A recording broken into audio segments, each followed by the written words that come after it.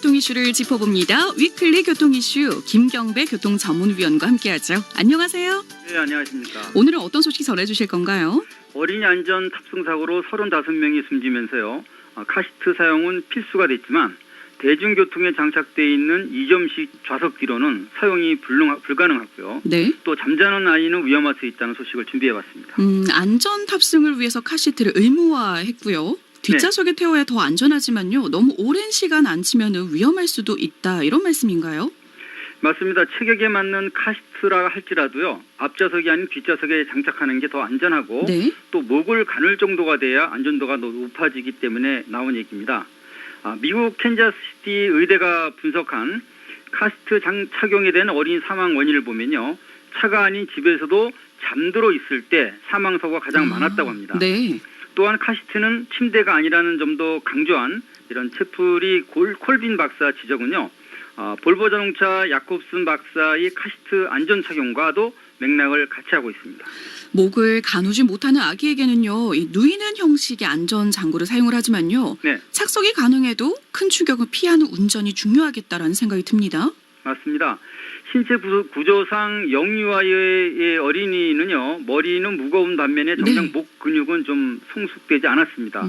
그래서 차내 흔들림에 취약할 수밖에 없는데요. 네. 따라서 카시트를 착용한다고 해도요.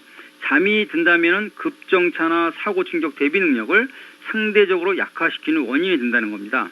임산부가 어깨와 골반을 지지해주는 3점식 자석기 착용 때 가로띠의 위치를 복부 아래로 유지시켜야 하는 것처럼 네. 충격과 정지 운동 에너지의 분산 기술은요. 탑승 안전과도 직결됩니다.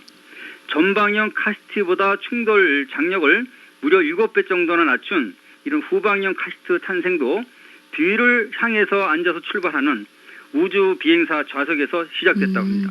근데 잠잘 때 고개를 숙이는 게 위험하고요. 또 네. 카시트 미착용 과태료가 2배나 올랐지만요. 네. 이런 맹점들을 지적한 매뉴얼은 따로 없는 것 같은데요. 맞습니다. 목을 가눈다고 해도 힘이 약하기 때문에 급가속과 급제동을 피해야 하고요. 또 사고 충격에 약할 수밖에 없습니다. 네. 가급적이면 눈미를 통한 눈 맞춤 정도의 교감으로 잠을 깨우는 것도 필요합니다. 네. 그리고 3만 원에서 6만 원이 된 현 도로교통법 시행령과 시행규칙은요. 지난 2016년 11월 30일부터 이제 시행이 되고 있습니다.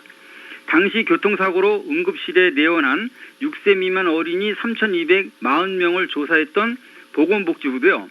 카시트 착용률을 31%라고 이렇게 발표를 했습니다. 네. 근데 교통사고로 응급실에 내원한 6세 미만 어린이 중에서요. 네. 69%는 카시트를 사용하지 않았다. 이런 말씀인데 네, 네. 나이별로 미착용률 어떻게 될까요? 네, 참 아쉽지만 연령이 증가하면 착용률도 감소됐습니다. 이런 문제 때문에 올바른 착용을 그때 권고하기도 했는데요. 네. 12개월 이하의 1세 카시트 착용률은 각각 36.5%와 41.1%인데 2세가 넘으면 33.3%, 3세는 26.9%대, 4세는 23.7%, 5세는 17.3%로 체구가 커질수록 이렇게 낮아지는 상황입니다. 네.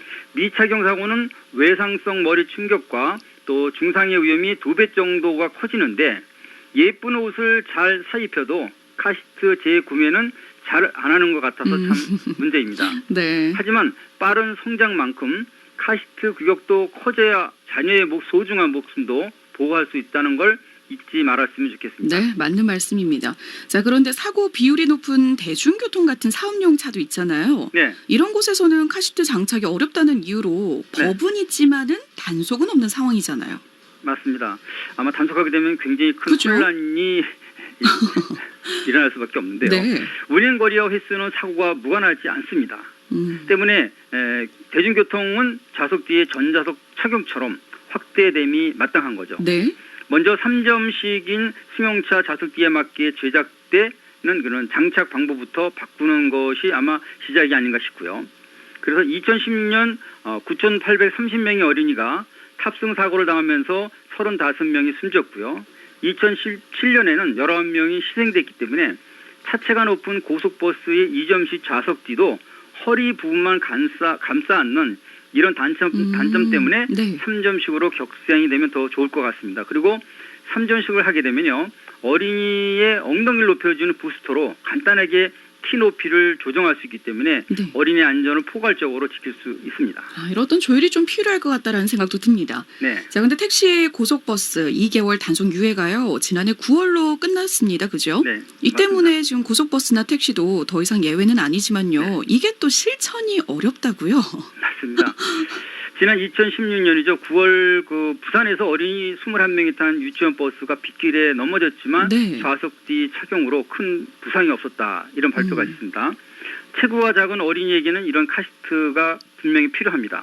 그런데 카시트를 장착시킬 수 있는 신형 프리미엄 고속버스는 현재 69대뿐이라고 하는데요. 네. 2,000여 대가 장착 불가인데도 국토부는 2021년이 돼야 출고 버스부터 좌석을 바꾸겠다 이렇게 발표를 했습니다. 근데 무상으로 카시트를 지원을 해도 결국은 사용할 수 없다는 건데요. 네. 이 경기의회가 통학자에 부적합한 카시트 구매 문제를 비판을 했었죠. 네, 맞습니다. 경기도 제2국교육위원회 김경희 의원께서 어린이집 원화보다 체구가 큰 유치원 버스에 유아용 카시트를 설치한 경기도 교육청 문제를 지적했는데요. 네. 지난해 39억 원의 추경 예산으로 2점식 좌석 뒤에 사용이 불가한 15kg에서 25kg 유아들이 탑승할 수 있는 카시트를 서둘러서 일괄 설치하면서 이런 이제 교육청에 대한 문제를 이제 지적을 했습니다. 네. 지난해 이제 기존의 2점식과 추가 장착된 3점식, 그러니까 2점식 좌석 뒤에 또 이것을 장착하기 위해서 3점식을 덧붙이는 형식이 되다 보니까 네. 비상시 차량 탈출을 어렵게 하는 장애 문제만 만들었다. 이렇게 지적했습니다. 참 어렵네요. 네네. 자, 교통안전공단에서도 매년 카시트를 무상으로 지원하지만요. 이 네. 지자체들도 어려운 가정에서 자라는 우리 아이들을 위해서 카시트를 제공하고 있다고요. 맞습니다. 2005년부터 2018년까지 4만 400개 카시트를 무상 보급한 바 있는 한국교통안전공단이 올해도 1,600개로 늘렸고요. 지자체도 이에 합류하는 상황인데요.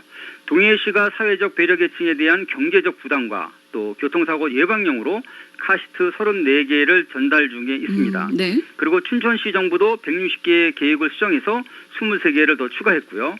또 영유아 교통사고 피해 감소에 나선 정성군에서도요.